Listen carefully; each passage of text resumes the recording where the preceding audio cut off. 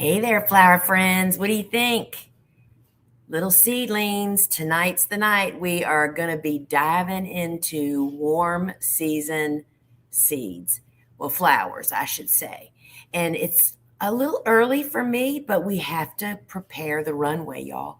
And so, what I'm currently having, I have here in my hands are actually snapdragons. These are cool season, right? And that's one of the things you learn about succession planting when you really embrace it. It's like you are constantly in the presence of seedlings, whether it's warm or cool, but once you get in the groove of when you plant what, it's amazing. So these little babies, snapdragons, will actually be planted out in my garden. Let's see, today is the 4th of February. Mid-February to the 1st of March is when I plant cool season hardy annuals for the very early spring planting. But how cute are they? And this is 40 plants on this little 5x8 tray, y'all. So, friends, if we've never met before, my name is Lisa Mason Ziegler, and I'm the owner of the Gardener's Workshop. And, I've been a cut flower farmer, commercial grower for the past over 25 years. And I'm on a mission now to help other people to actually grow cut flowers, whether it's for profit as a flower farmer or for pleasure as a home gardener that just wants to have a lot of cut flowers, right?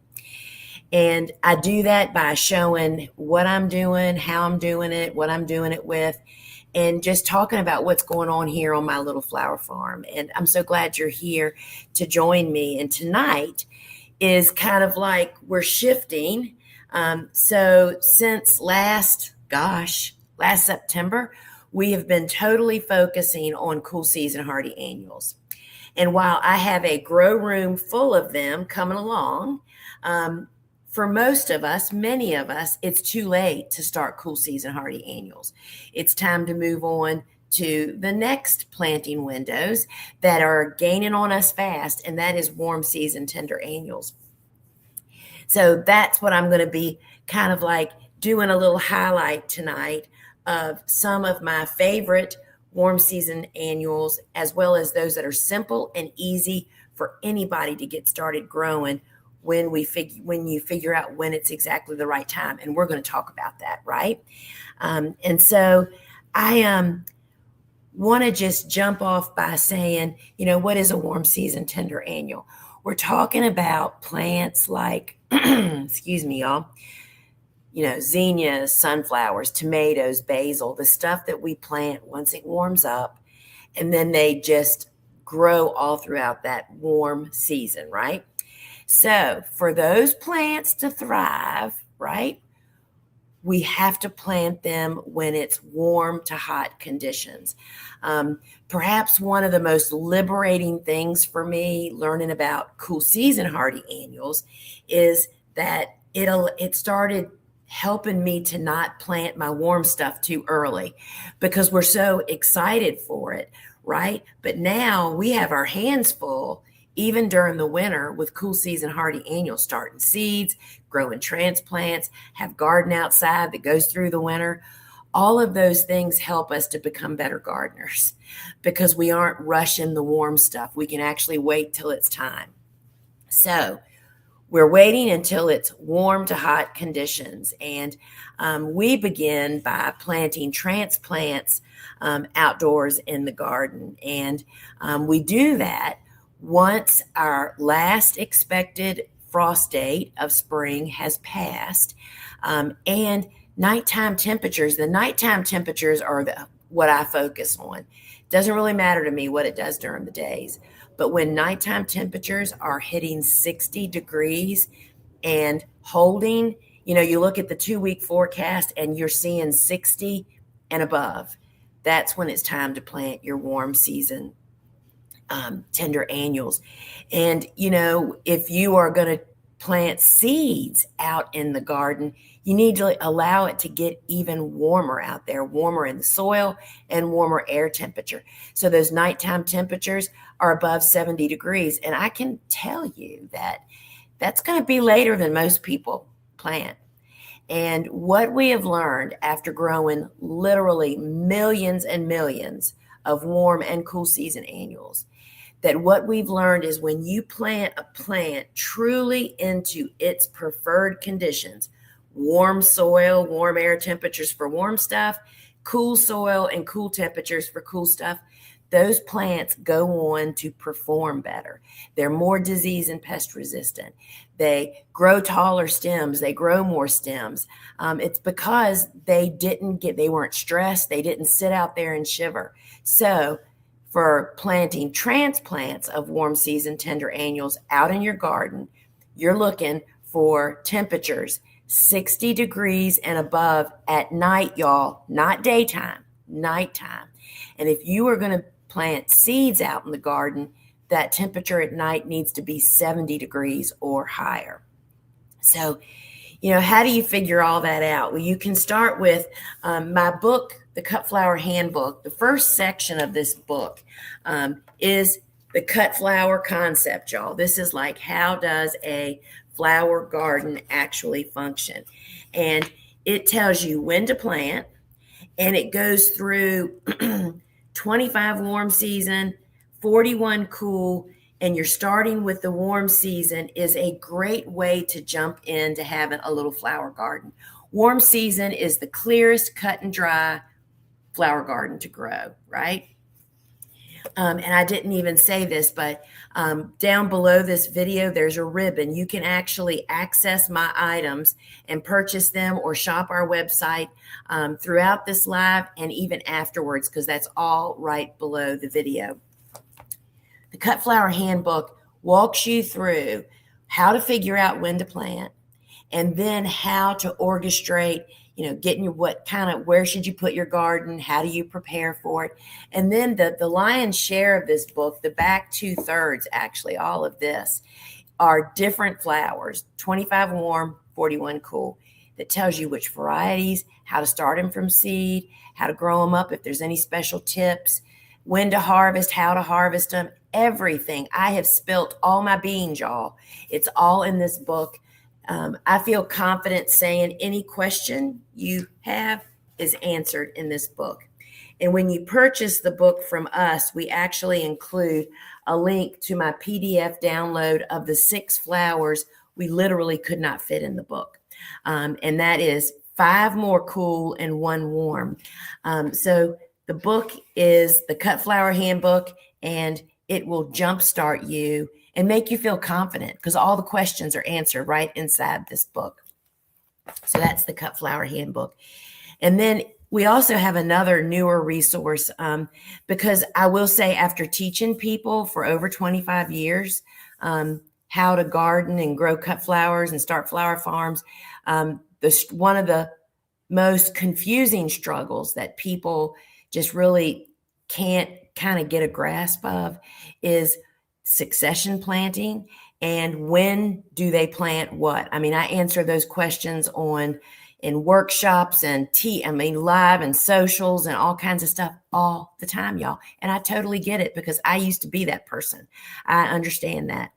And about 18 years, or I think I looked it up, 17 or 18 years ago, I went to a farm and visited and discovered a tool there that she was using that I came home and just started using and developed it over the past 15 years. And we have now actually created it for other people to have. And that is my big calendar journal, y'all. Why is it big? This is how big it is. Each month has enormous size days for you to write in. This has all of my instructions. This is my guide. This guides you to 9 different planting windows, how to then proceed to set up your seed starting schedule. And what comes with this is a workshop of me walking you through those 9 planting windows and my suggestion to you on which 4 you start off with until you really get into the actual succession planting mojo where you kind of have figured it out. So it comes with a workshop, and it comes with my seed starting worksheet that guides you. I mean, y'all, once you figure out your planting windows by plugging in your first and last frost dates, then you sit down with those dates that you've marked on your calendar and the worksheet, and you just lay out your seed starting schedule. So this is available. They're available on my website, and the workshop comes with it. And I guess the best way for me to explain it is it literally pulls the curtain back on succession planting. That's how I became such a successful field growing flower farmer, because I mastered succession planting. And that was because of getting it down on a calendar. I came home and just used a big generic calendar. What I've done is put my steps and guide on that calendar for you to actually have access to. So be sure and check that out. And now I want to walk you through like my favorite warm season tender annuals. These aren't only easy to start from seed, whether you do it indoors, which is the way that I do, or plant them out in your garden. They're super successful to start. And we're always in our top selling flowers. So I want to run through these. You can find these always on our website under the warm season category in the seeds, in our app under the warm season annuals. And I'm going to actually show you the ones and just talk a little bit about them, because they're just, I am still growing the same flowers, and I sold the same flowers to the same people, a lot of them, like a lot, for 25 years, y'all. It's about quality and quantity. So I'm going to start off with perhaps the number one seed that we sell from our company, because it is just everybody's favorite. This is the Benary's Giants, the mix. And so it has all these different colors, and I'm going to show, I also offer the individual colors, so you'll get to see them a little bit more up close. But I would say to you, if you've never grown Benary's Giants, they are the most commercially grown, most mildew resistant, biggest, most reliable double zinnias ever. And they're just pretty spectacular. So let's just run through the colors. This is the scarlet red. This is what you need 2 tons of for 4th of July. For real. So that's scarlet. And then this is deep red. Can you see the difference? This is like fire engine red, and this is deeper.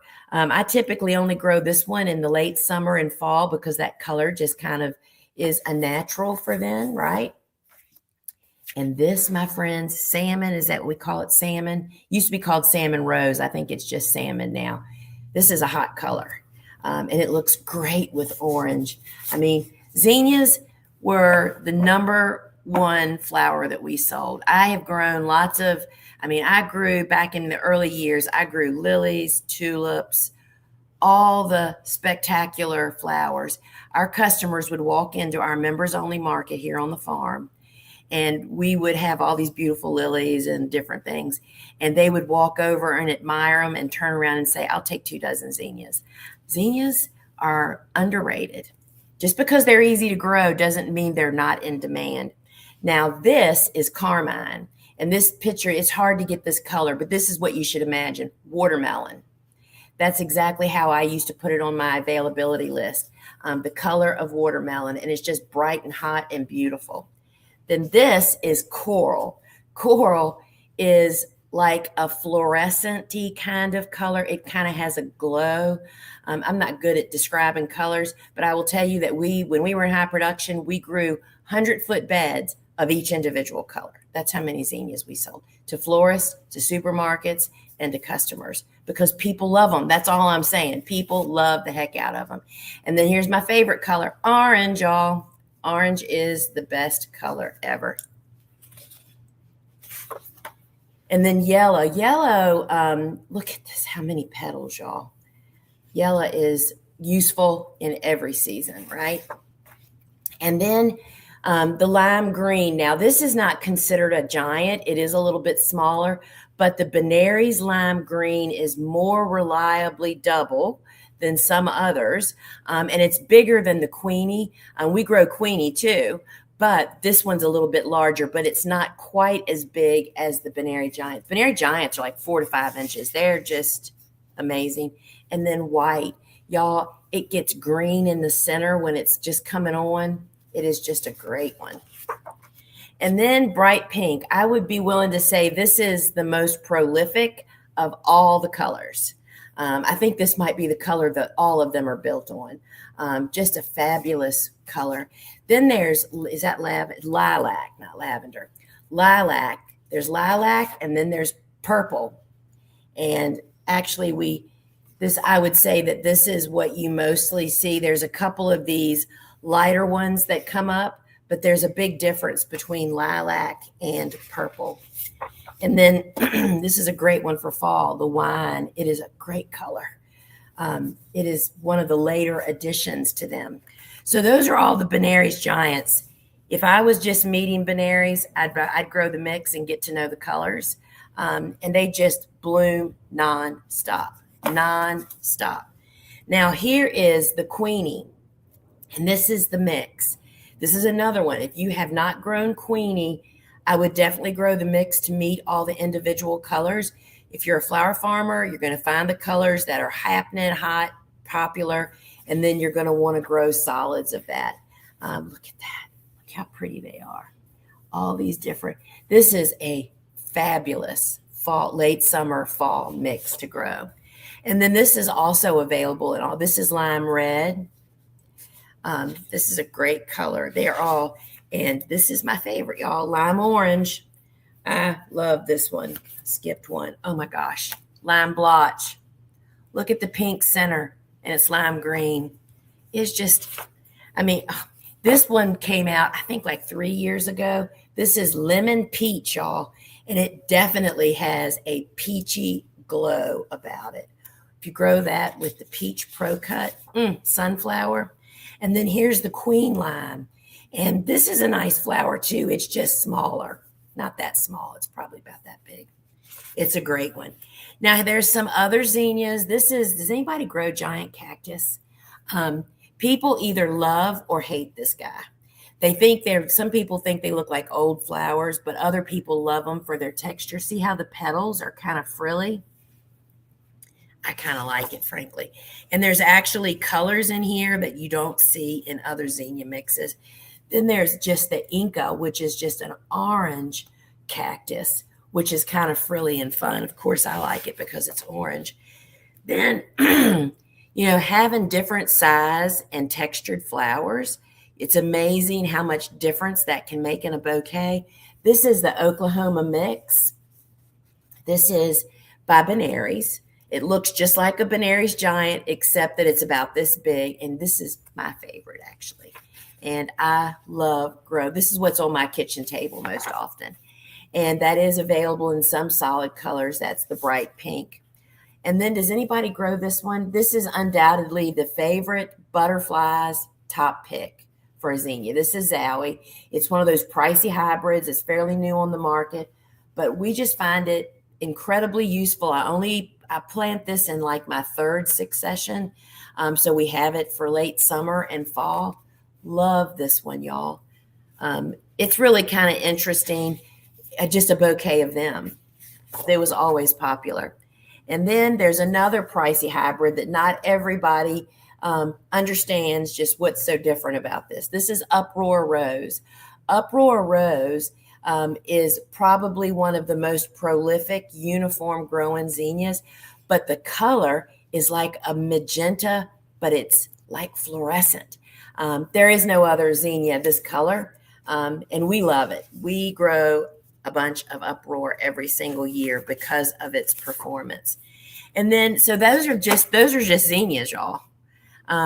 And stick with mixes until you really find your favorite colors. And then coming up is marigolds. And for anybody that thinks marigolds stink, I get it. But you do realize that it's the foliage that makes the fragrance, not the flower. So you can just literally strip them down to just a stem and a bloom. And if you're doing supermarket bouquets, these flowers last so long that they are excellent bouquet ingredients. So this is the Cocoa Deep Orange. We love Cocoa has like bomb size blooms. Y'all, these blooms are this big. And look how petaled they are. And marigolds, we just, and they're this tall. You know, they're cut flower marigolds. And this is what was that one? That was cocoa gold, which that color's not as clear as it should be. But this one, my friends, is cocoa yellow. I was going to call it lemon. But look how I like to cut them. When the center's still green, they will last. This sucker will root in the vase, but they'll last in a vase 3 weeks. Then we have the Chedai mix, which is all those colors. And again, if you're just starting out, go with the mix. But this next one is not in any mix. And that is White Swan, y'all. It's not really white. I would call it buttercream. But this has low to no fragrance. I mean, I have super sniffers that work here, and they can smell no fragrance on this. And look at it. I love cutting it when it's still green inside. We plant it every succession and more than we should. We absolutely adore it. Then what is the first thing people do when they pick up a flower? They pick it to their nose. They want to smell, right? And this is what we use for foliage, y'all. Cinnamon, lemon, basil. It's the best. And then this is the Everleaf lemon. This came out a couple years ago. It's taller, but here's what it does. It goes to bloom later. So that means you can leave it in the garden longer. And we absolutely love it. It has a little bit smaller leaf. We really love that. And then what's loved as much as zinnias? Cosmos, y'all.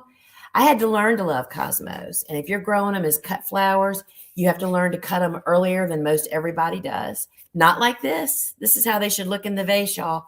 This is Sensation Mix, Butterfly Favorite. And then the Double Click series is phenomenal as cut flowers. This is Rose Bonbon, sorry. And then look at this one. This is Apricota. This is a really fun one to grow.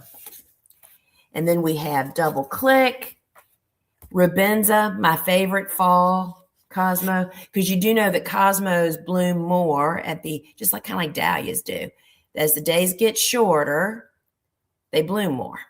So while we grow Cosmos all season long, we we succession plant. We know that the last two plantings are going to be the ones that just put it on. And then this is the Cupcake. Not my favorite, but it's a nice color. And there is Double Click White. They call it Snow Puff. Love all those. All those are super easy, y'all. Super easy, meaning if you plant them in the right place at the right time, they will bloom their heads off.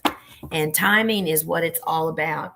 And as I mentioned earlier, we really put, as commercial growers, we always start everything indoors that is possible to start. It's less work, much less labor for weed prevention. You use fewer seeds and just a higher rate of success. So I want to show you, I did show you already, these are my snaps because of course we have cool season seedlings now. It's still too early for us. We won't starting warms for 4 more weeks. So we've still got our cool season stuff coming along. This is 40 plants on that little tray. And I show you these because this is scabiosis. And this seed is kind of a big seed, similar to zinnias, cosmos, and marigolds. And people are quite surprised to learn that we start them all in the small block. And this scabby is a great example of how they do just fabulously. And so let me bring my tray up here, and I'm going to make a set of blocks, and I'm going to plant zinnias in a block. And it's exactly the same way you would plant a marigold or a cosmo because they're all kind of shaped the same. And y'all know I never have enough room. So let's just turn this down so you can watch me a little bit, and then I'm going to sow some seeds. All right, so this is the blocking mix. Blocking mix is different than regular seed starting mix. Seed starting mix is made to be fluffy. Blocking mix is made to bind together. So it holds because I'll just grab one and show you. The actual block is the container. That is a little, can y'all see those roots? You can't. That's a little straw flower. And look at that little root hanging off there, y'all. And the block itself is the actual container. So you want it to bind together. We use flat bottom trays, no drainage holes. All right, so this is a soil blocker. You hold onto the stationary bar, and I like to push it down twice to ensure that the chambers are full. Strike it off. This is a potato masher, y'all. That's what I find to be the best darn tool. You place the tool on the tray and just give it a squeeze, and just that quick, we just made 20 little soil blocks. Now, I'm going to sew these zinnias for you, but let's get rid of this and bring this up. Actually, let's bring this up. Let's see if this will work. Okay, so I grabbed some coated zinnia seeds. These are coated with a clay product. The seed distributors do that, so it's easier for, and I just dropped it. The seed distributors coat them, so it makes it easier for them to go through the seed counting machines. Anyway, it's just a clay coating. It's not any type of treatment. So this is similar to what a marigold and a Cosmo seed looks like. And y'all, this is it. Pointy end down, you just push her in. That's it. Tail's going to still be sticking out. And literally, this is how the tray is going to look. I used the coated one so you could see clearly what I'm talking about. And this is literally what we do. When I tell you that I've started 1 million zinnias like this through my years, that is no exaggeration. And I usually dump them in my hand, not put them in there for when I'm hand sewing. And you're just simply pushing them in. And that is how because zinnias, cosmos, and marigolds all say to cover the seed with soil. Our seed packet gives the full instructions, and it says cover with soil. Pushing it down into the block and covering the sides of the seed is considered covering the seed, y'all. So it's that quick and simple. 1 seed per block. That block is planted. We grow it in this block until it goes out to the garden. I do not bump up. The only thing, I won't say I don't, the only thing that I bump up is eucalyptus, because it's such a slow grower, tomatoes and peppers and eggplant, because I like them to get a little bit bigger before we plant them out. Everything else, literally the hundreds of thousands of seedlings that we've started here each year, we start in this block. They grow in that block, and that block is planted out in the garden. You know what the key is? Starting them at the proper time for your planting, because obviously, so a zinnia grows in this block for 2 to 3 weeks before it's planted outside, right? If you start them 6 to 8 weeks before you're supposed to plant them, of course they're not going to grow in this block. So timing is it. And smaller, healthier transplants are the best to transplant. We're looking for a 3 to 5 inch seedling. I mean, these guys, these are straw flowers. They don't grow up, but their leaves grow out. They're 2 weeks away from going to the garden. These were started January 6th, so they're a month old. And that's the key, starting them at the proper time for your planting time. All right, so I wanted to show you, there's a couple different ways that you can, let's see, what do I have on my list for you guys? Oh, so first off, this is what a blocker looks like that's not used. So we import these from England. This is the original brand. There are counterfeits. There's always been knockoffs, but there's actually counterfeits. If you find blockers that look like this, but they're half the price of everybody else's blockers, look where they're shipping from and you'll see the whole story. So anyway, this is the original. We import them from the UK, from England, and this makes 20 of the 3/4 inch blocks.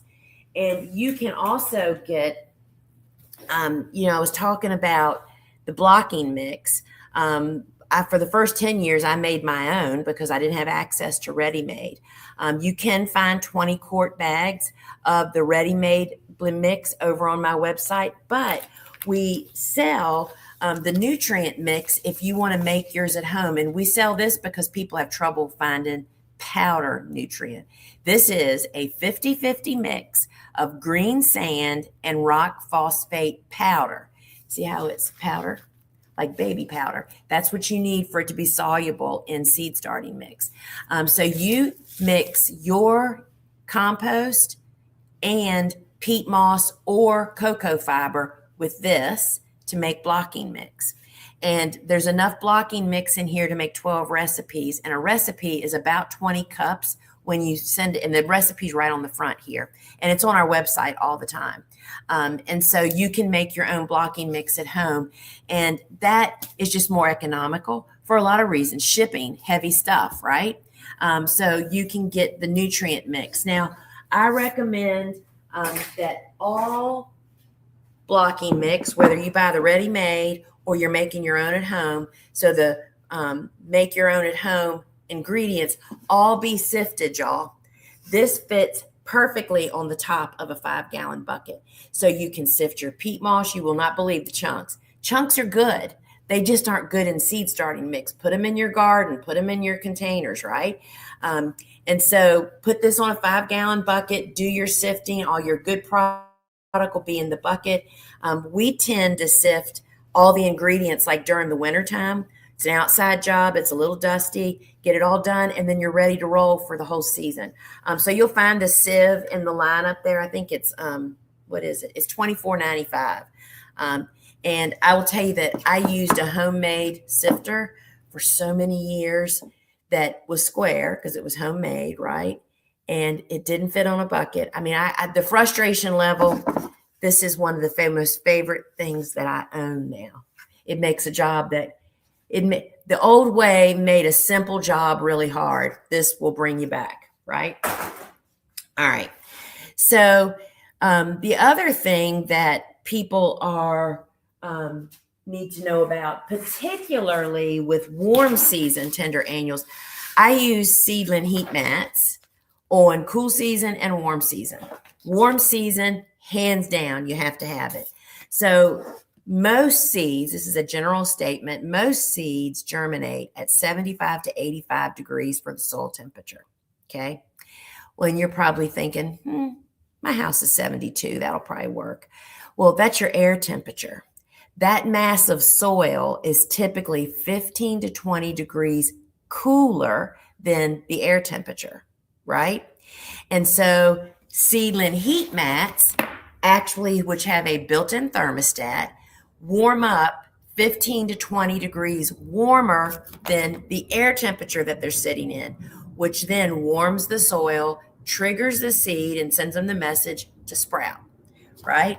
So you plug this in, and it has the built-in thermostat. You put your trays directly on the seedling heat mat, and we water every morning. And then once 50% of the seeds sown show signs of life, cracking, sprouting, then you take it off the heat mat and move it over to a grow light. And we have great grow lights. If you need one of those, you'll find them over on our website.